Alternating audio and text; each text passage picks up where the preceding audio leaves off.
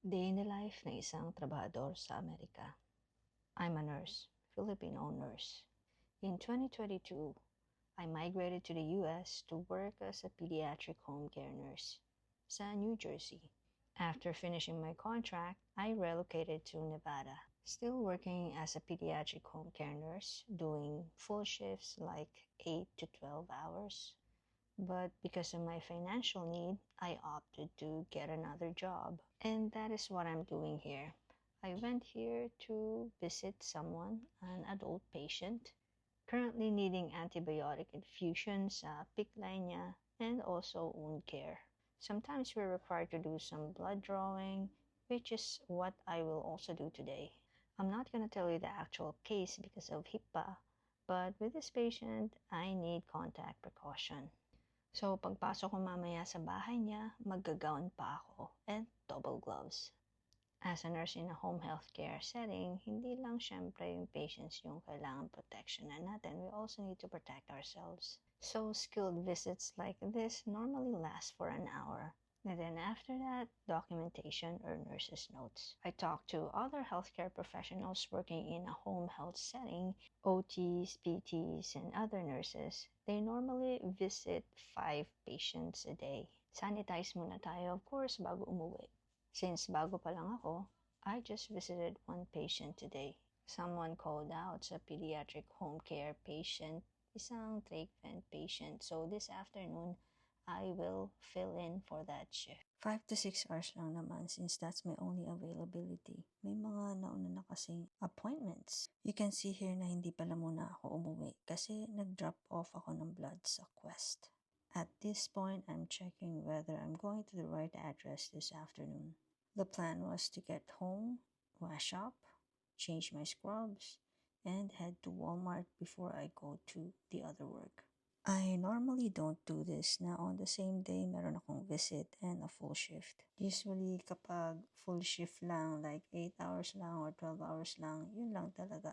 But I think from this moment on, I'm gonna have to do this once a week. Like after a 10-hour shift, diretso ako sa isang visit. And then I'm gonna set one weekday and the rest of my weekends for visits. And for the rest of the days of the week, I'm gonna do pediatric home health care, which means 12-hour shifts, full shifts. No day offs for the meantime. Because I have to catch up with the debts and all the payments brought to you by that big move from the east to the west. To those of you who's also planning to move across the country, on my next video, I'm gonna tell you about all the costs or possible expenses. By the way, in a home health setting, the visiting type where you get paid per visit, the mileage is included. The agency you work for usually pays for that.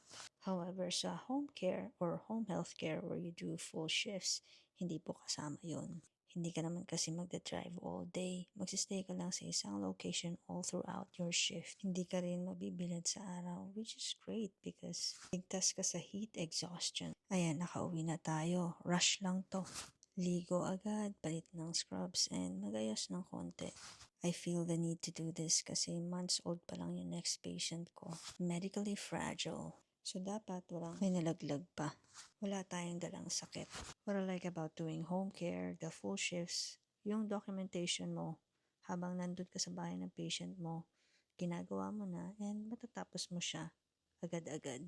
Hindi ka makakapag-clock out hanggat di mo natatapos yung documentation mo. Ayan, Walmart muna tayo. May konting items lang ako na pinili. And then, uwi agad. Kasi malapit lang naman to sa bahay. No sales tax sa groceries. Kasi Nevada tayo eh. Home care also means while doing your full shift, you also get paid by the hour. Now, comparing that to home health skilled nursing visits, you get paid per visit, and para kang teacher na pagka-uwi mo, dala mo pa rin yung trabaho mo kasi magdo-document ka pa. You will also spend so much time driving, and that's fine with me because I like driving. The only problem is yung init talaga because we live in Las Vegas. The dry desert heat, it's exhausting most of the time. That's why you have to have water with you all the time. Tapos kapag maiwan mo pa yun sa car mo ng matagal, pagbalik mo parang kumukulong tubig na siya. Sobrang init, ayaw mo nang inumin. So imagine, ganun din yung mangyayari sa balat mo. Kung sa New Jersey, walang effort yung pagpapaputi. Puputi ka lang talaga. Dito naman sa Nevada, walang effort yung pagpapatan. Magiging tan ka talaga.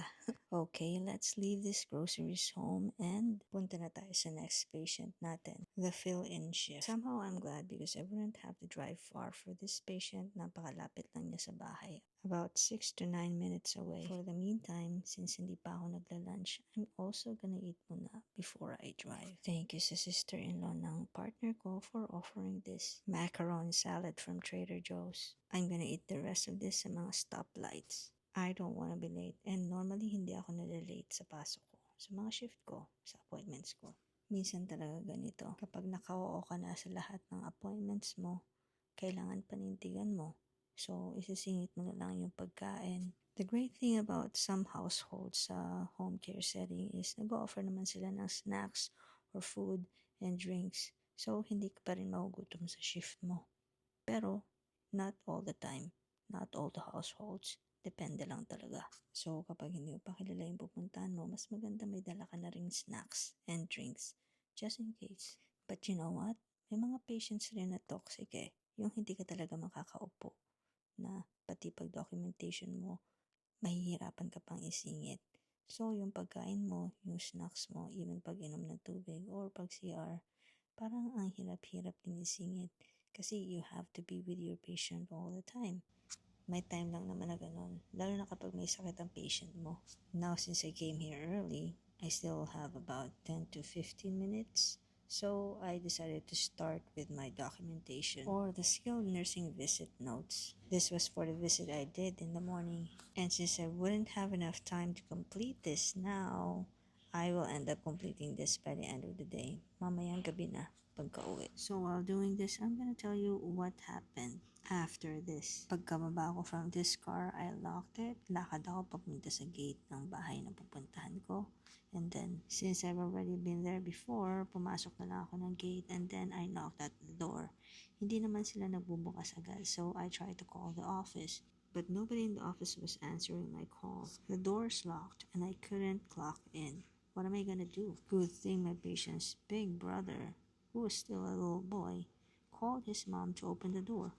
The mom apologized and I immediately went to my patient's room and clocked in. She then told me that he is due for his next feeding, so I couldn't complete the initial vital signs right away. I had to prepare the feeding and start it first. The PT was still there when I came, so I got to talk to her first. And right when she left, the palliative care nurse came. She's in her 70s and still working, and I love her accent. Turned out she's from England, and she used to be a NICU nurse, and now she's doing this, visiting palliative care. Since the patient is due trach change and she's there, the mom wanted her to do it, and we assisted. As soon as she left, the mom also left, and I am left alone with the patient to do the rest of the care, including G-tube care. I was on my feet most of the time because this patient requires a lot of suctioning, and before you know it, it's already time for his next feeding and his medications. Mabilis lang ang oras kapag mga ganitong cases. Other than today, short shift lang naman talaga. And before you know it, uwian na pala. You'll have to take the vitals again and endorse your patient to the parent.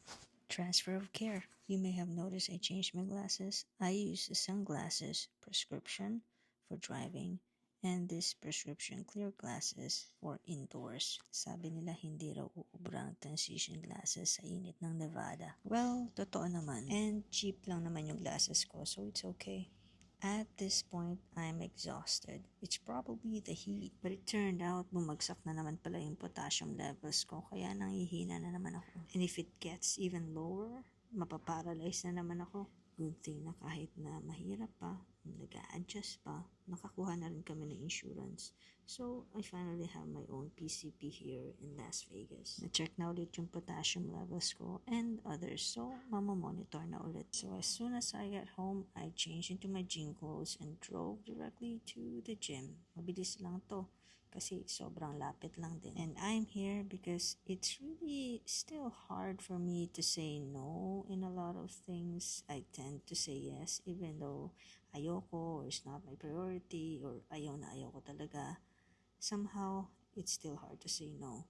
That's why I'm here, doing my PT which is personal training. Nagtataka pa siya bakit ang hina-hina ako ngayon. Wala pa kasing result ng blood test ko by this time, so I didn't know. Suggestion ko lang, para hindi kayo mapilitan gumastos. Kapag may libreng personal training, huwag mo nang patusin kasi sales strategy lang yan. Kung katulad mo ako na napapayas pa din kahit ilang beses na nag-no, well, huwag mo na talagang gamitin yun. Hayaan mo na lang. Unless gusto mo talaga at feeling mo makaka-benefit ka. You'll see now na nasa bed na ako in front of my iPad. I already took a shower and changed it to my pambahay, pantulog. But before I sleep, tapusin ko muna yung notes ko sa visit this morning. Ito na lang. Then I'm done. Tulog ka na ba? Pasensya na. Alam ko naman na minsan nakakaantok yung pagsasalita ko, yung boses ko, or dahil ang bagal ko lang talaga magsalita. Monotone raw, pero somehow nag-improve na raw ngayon. So if you're still listening, thank you, congratulations, natapos mo tong video na to. I really, really appreciate it, and nadata naman sa boses ko na antok na rin ako. Ikaw rin siguro. So, tara, matulog na tayo. Good night.